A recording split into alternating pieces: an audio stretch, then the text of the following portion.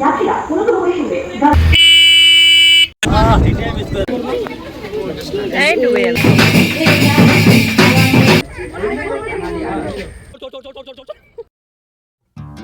কেউ যদি বলে এই বর্ষায় বৃষ্টিতে প্যাচপ্যাচে কাদাতে সুন্দরবন, তবে আমি বলবো হ্যাঁ, এই বর্ষাতে সুন্দরবন ঘোরাতে সব থেকে বেশি মজার।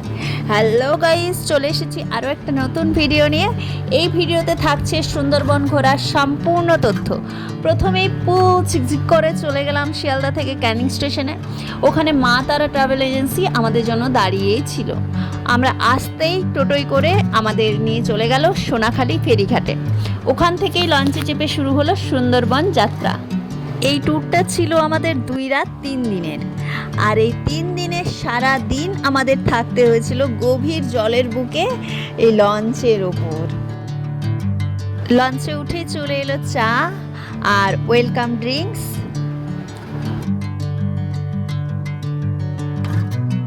তারপর লঞ্চ চলতে শুরু করলো আর হাতে এসে গেল ব্রেকফাস্ট।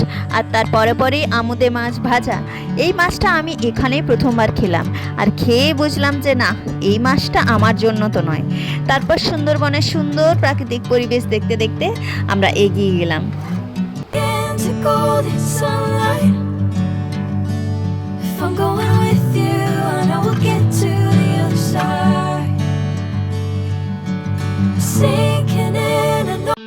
এরপর আমাদের নামালো রবীন্দ্রনাথ ঠাকুরের বেকন বাংলোতে। এখানে এন্ট্রি টিকিট ছিল 10 টাকা করে, যেটা আমাদের ট্যুরের প্যাকেজের মধ্যে ইনক্লুড ছিল না।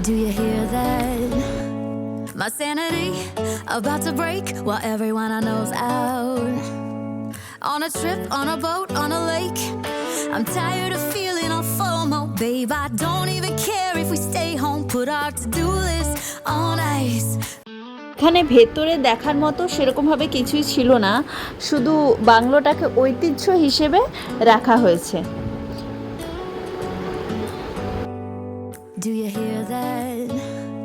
My sanity about to break while everyone I know's out on a trip, on a boat, on a lake.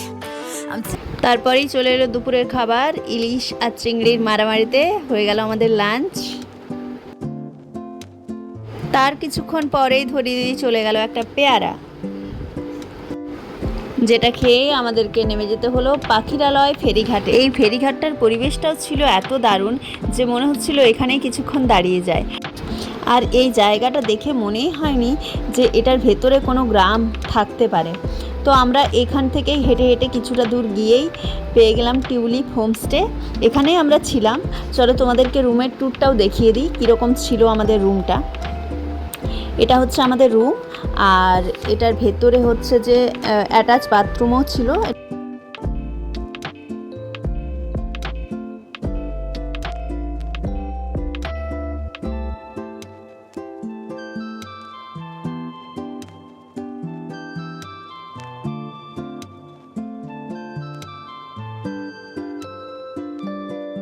তারপর আমাদের রুমে দিয়ে গেল সন্ধ্যে স্ন্যাক্স, চাউমিন।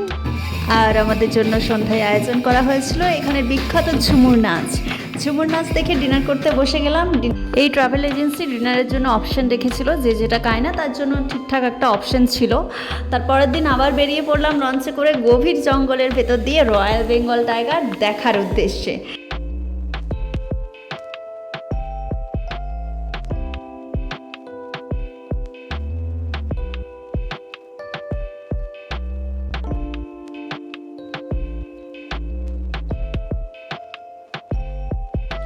লঞ্চে চেপে চলে এলো লুচি তরকারি আর ফ্রেঞ্চ ফ্রাই।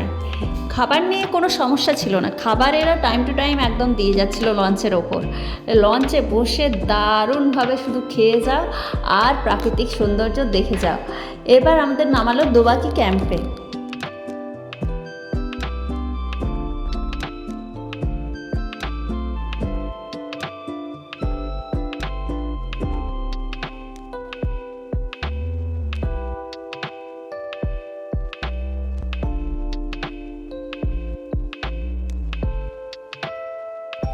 ভাগ্যের চাকাটা ঠিক দিকে ঘুরছিল বলেই ঢুকে দেখতে পেলাম হরিণ, কিন্তু না, যেই দেখতে শুরু করলাম অমনি শুরু হলো বৃষ্টি। ভাগ্যের কানেকশনও ওয়াইফাইয়ের সিগন্যালের মতো গায়েব হয়ে গেল, আর বাঘও গায়েব হয়ে গেল। দেখতে পেলাম শুধু বাঘের পায়ের ছাপ।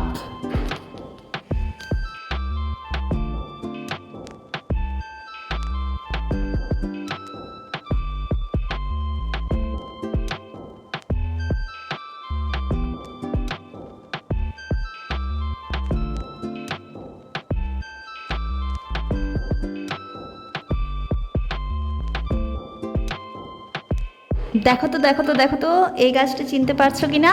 এটাই হলো সুন্দরবনের সুন্দরী গাছ। এই গাছে পুরো জঙ্গলটা ভরে আছে।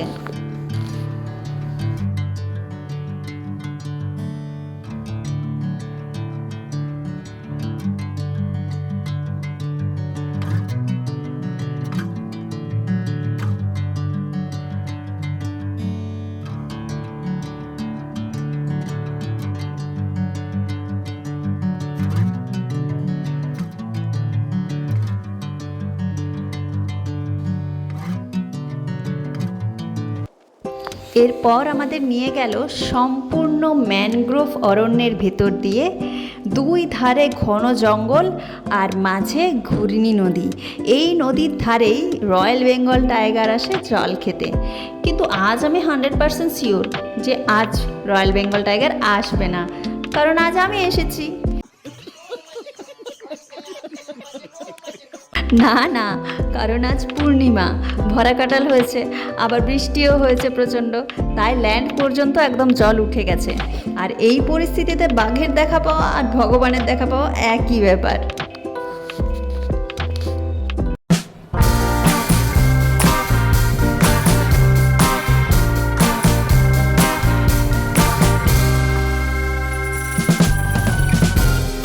You took a bite out, baby, in the middle. I do believe that you came up rough. I thought I was only trying to be gentle. Said I should leave for the sun coming up.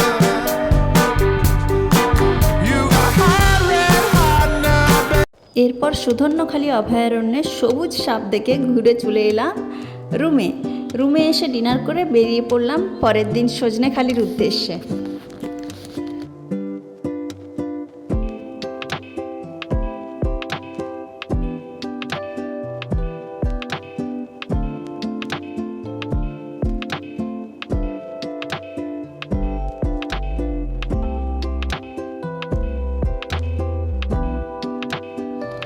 সজনেখালিতে মাটির তৈরি বাঘ দেখতে দেখতে দেখা পেলাম কুমিরের। আর কুমিরের যেই দেখা পেয়েছি অমনি পাশের থেকে চিৎকার করতে শুরু করলো। বাস, কুমির বিরক্ত হয়ে গেল ডুবে।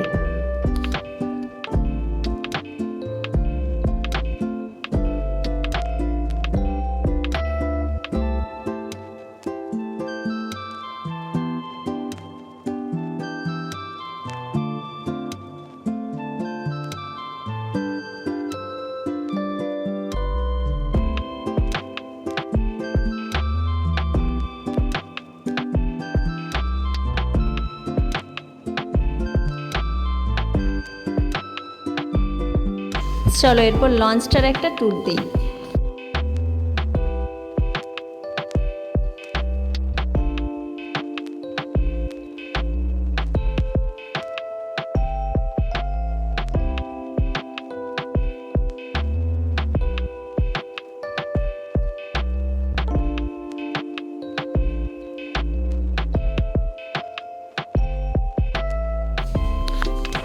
লঞ্চের ভেতরে এরকম বিশ্রাম নেওয়ার জন্য করা আছে, আর লাগেজগুলো এখানেই রাখতে হবে। আর এই সাইডে রান্না হচ্ছে